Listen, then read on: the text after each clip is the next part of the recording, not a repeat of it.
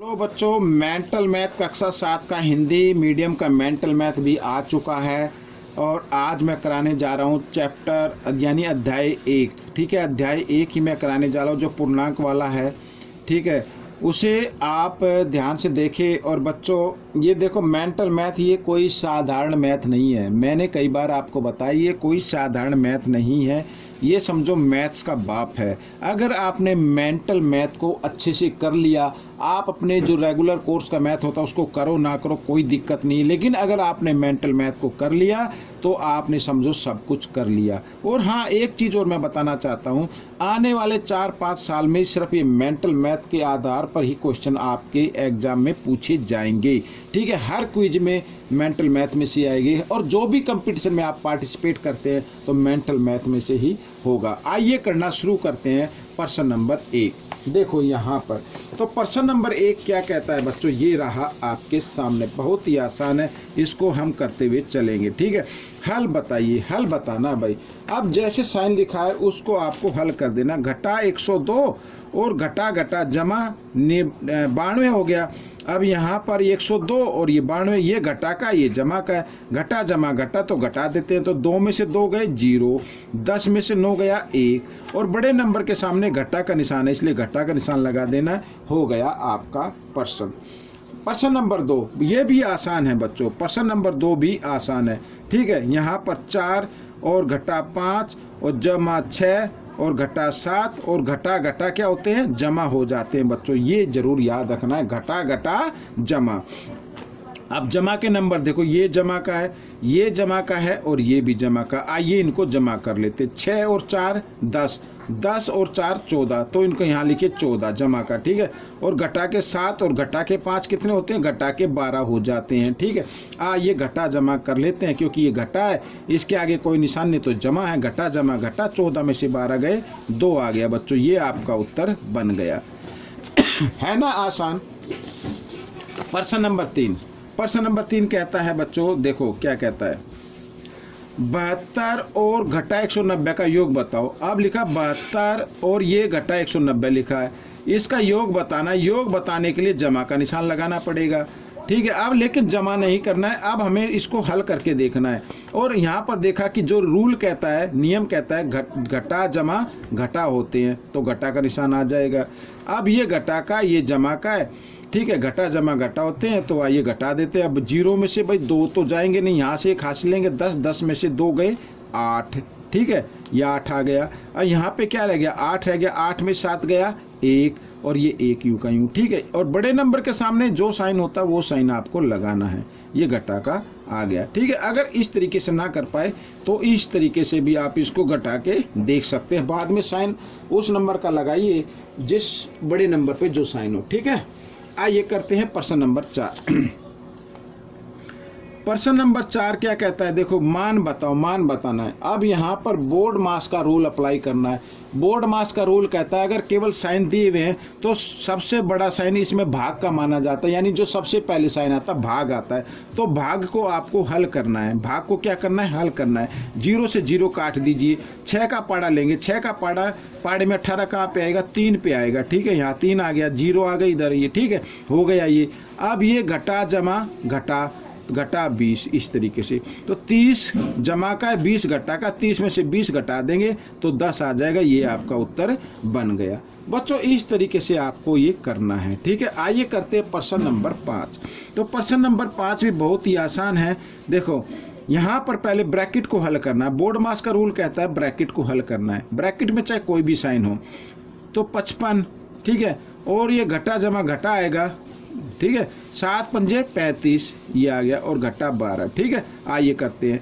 55 तो जमा का है, घटा के 2 नंबर आ गए, आइए इनको इकट्ठा कर लेते। 5 और 2 7 यहाँ पर, और 3 और 1 4। ठीक है, इस तरीके से तो जमा घटा घटा होते। 55 में से 47 हम घटा देंगे तो कितना आ जाएगा, 8 आ जाएगा बच्चों। ये आपका उत्तर बन जाएगा। ठीक है, आइए करते हैं प्रश्न नंबर 6।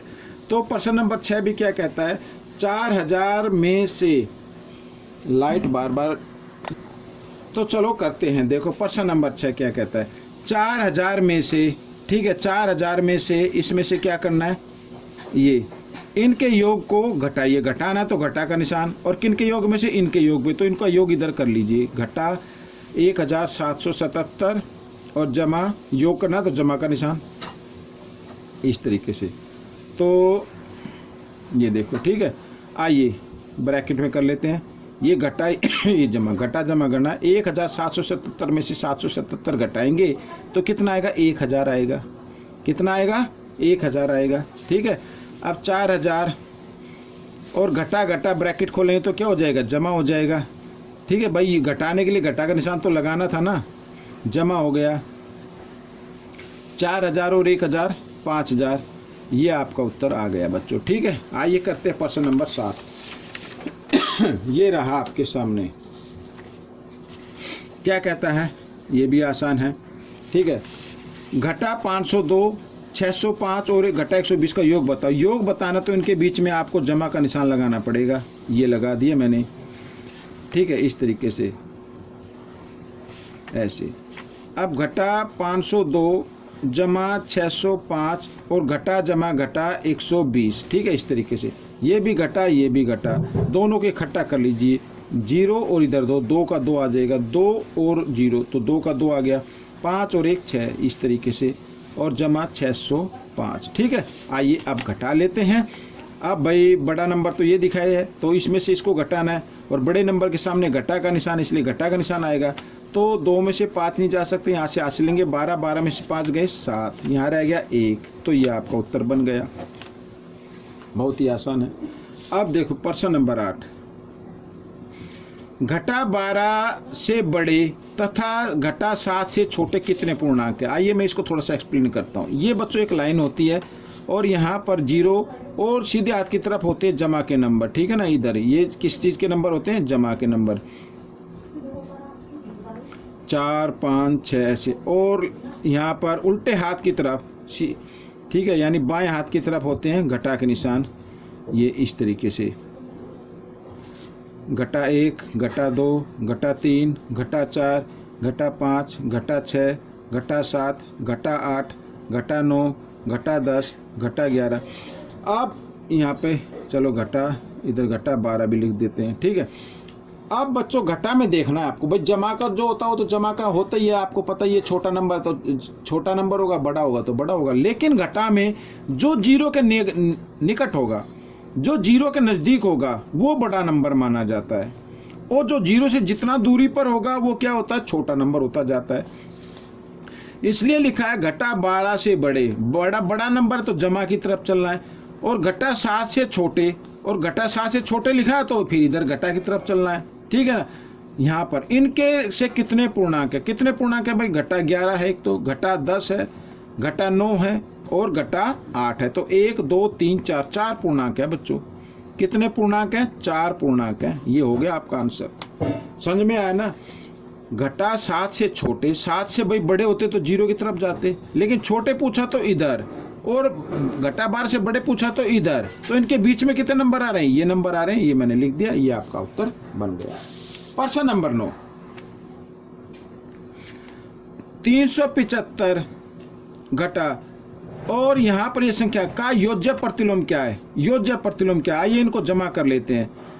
0 और 5, 5 का 5 आ गया, 6 और 1 7, 1 और 1 2, ये आ गया, ठीक है। आइए इसको हल कर लेते हैं।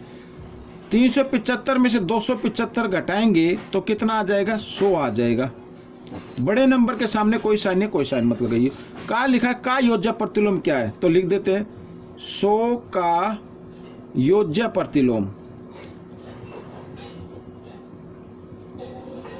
योज्य प्रतिलोम, भाई योज्य प्रतिलोम क्या होता है, जो संख्या दी होती है ना, अगर जमा की दी है तो घटा में हो जाएगा, ठीक है। जैसे घटा 100 हो गया, अगर घटा की दी होती तो जमा में हो जाता। समझ में आ गया। योज्य प्रतिलोम में आपको हमेशा याद रखना है कि अगर जमा की संख्या तो वो घटा की संख्या उसका योज्य प्रतिलोम होगा, और घटा की है तो जमा में होगा, ठीक है। योज्य प्रतिलोम का मतलब होता है कि अगर उनको सोल्व करें तो आंसर कितना आना चाहिए, 0 आना चाहिए, ठीक है। आइए करते हैं प्रश्न नंबर 10, मान बताइए। मान बताना भाई, यहाँ पर अब इस प्रश्न में देख रहे हैं हम कि 2 पद, एक तो ये हो गया, एक ये हो गया, बीच में जमा का निशान है। तो इन दोनों पदों में जो कॉमन नंबर है उसको निकाल लीजिए आप बाहर, 550 है दोनों में, ठीक है ना, और ब्रैकेट बनाइए। अब बाकी नंबर क्या बचा, ये बचा, घटा 225 बच गया, इधर जमा 1225 बच गया, ठीक है। आइए करते हैं 550 और ब्रैकेट और इसके बीच में आप चाहे तो गुणा का निशान लगा सकते हैं, और ये जमा ये घटा, जमा घटा घटा होते हैं। 1225 में से 225 अगर हम घटाएंगे तो 1000 आ जाएगा, और बड़े नंबर के सामने जमा का, तो जमा का निशान लगाने की आपको जरूरत नहीं है। जिसके ऊपर जमा का निशान नहीं होता वो जमा का ही माना जाता है, ठीक है। अब 55, इधर 55 देखो, इधर 1 देखो, 55 को 1 से गुणा करेंगे तो कितना आएगा, 55 आ जाएगा। यहाँ पे 3 जीरो, यहाँ पे 1 जीरो, तो कितनी जीरो हो गई, 4 जीरो हो गई, तो 4 जीरो लगा दे, हो गया आपका ये प्रश्न। तो बच्चों ये वीडियो पूरी हो चुकी है। आपको ये वीडियो कैसी लगी जरूर बताना, कमेंट्स में जरूर बताना। मिलेंगे अब हम अगले भाग में, तब तक आप प्रैक्टिस करते रहिए, अभी से प्रैक्टिस शुरू कर दीजिए, दूसरे बच्चों को भी शेयर करते रहिए। मिलेंगे अगले भाग में, तब तक के लिए धन्यवाद।